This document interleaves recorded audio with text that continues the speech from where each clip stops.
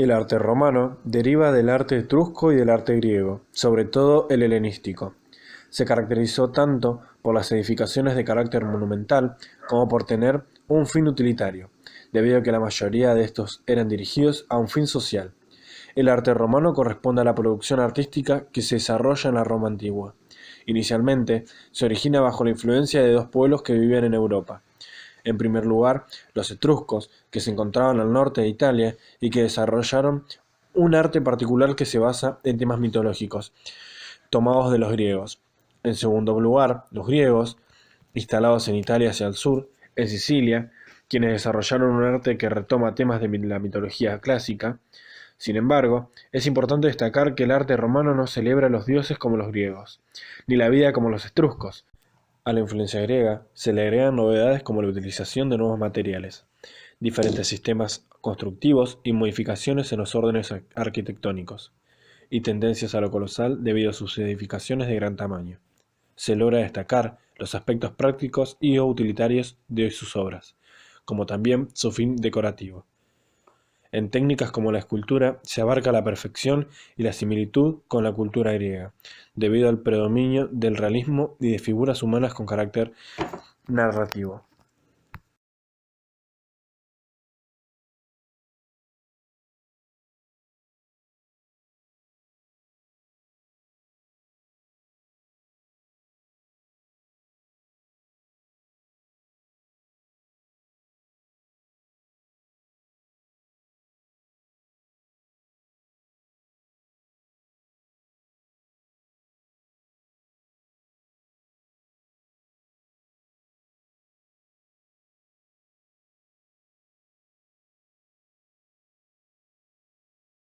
La base económica de Roma, en la época de la monarquía, era la ganadería. Esta era propiedad privada, mientras que la agricultura era propiedad comunal, aunque con el tiempo también sería privada.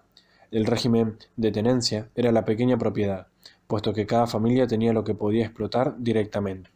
Dada la posición de la ciudad en una importante ruta comercial, cada vez más los romanos se dedicaron al comercio, principalmente de productos agrícolas, ganaderos, sal, manufacturas e importaciones griegas y fenicias.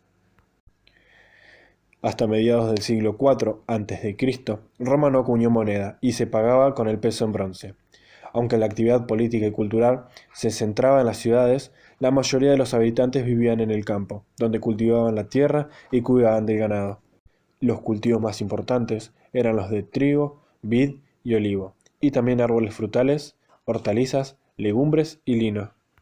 Los romanos mejoraron las técnicas agrícolas, introdujeron la arada romana, molinos más eficaces como el del grano, la prensa de aceite, técnicas de regadío y el uso de abono.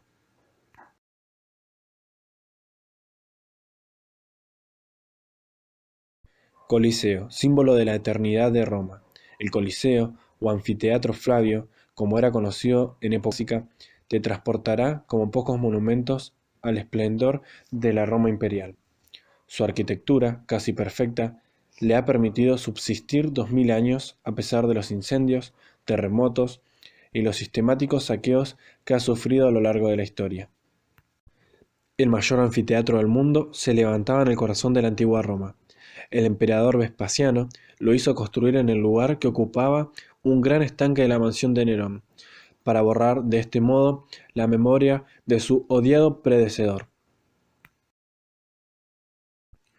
La sociedad romana. La sociedad romana era muy ordenada. Tu vida se regía según tu linaje, es decir, que depende de la familia en la que te haya tocado nacer. Afectaba tu posición social, tu matrimonio y tus relaciones sociales.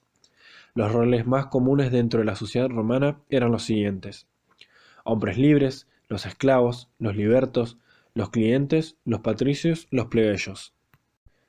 Cada uno de estos anteriormente mencionados poseían diversos derechos y obligaciones.